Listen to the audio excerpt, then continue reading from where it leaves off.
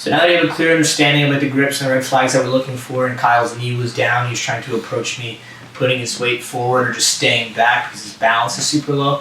We'll talk about the if and when opportunity of someone standing. So again, you're talking about very, very specific styles. For me, most big guys want to put their weight down, so they're going to be having their knees down, they're going to be trying to come forward. But you're going to get guys that are monsters from the outside, they're trying to pass on their feet. This is more common for smaller people, but you're going to experience it. So if for some reason Kyle's approach is to stand up, whether that's offensively, defensively, whatever his reason is, he's just standing, there's going to be a similar type of approach with my grips, but different types of advancing for sweeps and everything else like that. So this is going to be like a 1-2 combo again for understanding like an A and a B. So I'm going to basically go for my kick sweep, which is going to be like my go-to kick sweep from here. This is really quick. It's really fast. Again, it requires me to be mobile. This is what happens when Kyle is standing, and he's basically in a specific way of trying to keep his balance. So we're just going to keep him off balance and then work from there. So now instead of Kyle's left knee down, he's just standing up.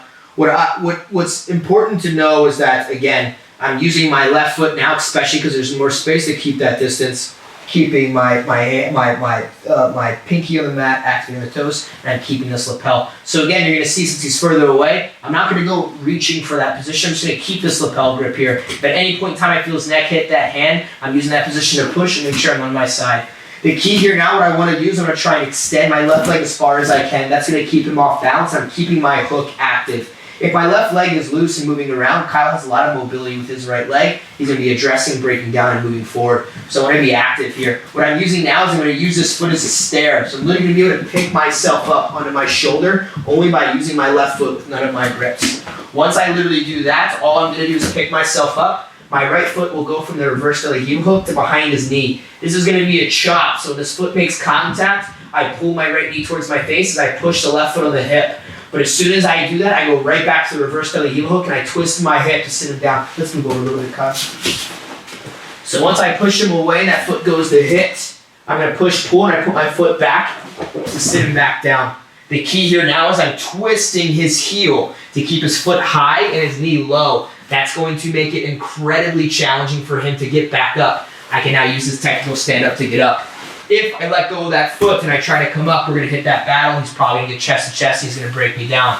So the key here is to stay active on that foot. Pull that heel up, rotating, almost like a heel hook-like rotation on the foot to keep his knee pointed down. His knee pointing down means he'll stay down. That means I can come up and I can get the sweep. Very simple. I'm on my side, pushing, keeping distance here. Again, I'm not just staying here. This is always going to be actively moving around. But instead of when I push, that stay comes up onto that step. I'm literally going to chop. I'm going to kick him behind his knee. And as soon as I do that, I push and pull. That foot goes back, and I sit him down. The key here, again, is that as I pick his heel up and I sit on my side, which is the way that I want to get up, his knee goes down. It makes it easy for me to get up. I shouldn't be on my butt. This is going to be really awkward, right? So it's going to be very hard for me to get up. If I let go of that heel and we start moving around, he's going to use the position to change, right? So stay focused there. Stand back up. Do a different angle. I'm on my side, pushing. When I'm ready for the position, chop. Once I'm in that position, I can use it to hold his heel up really high.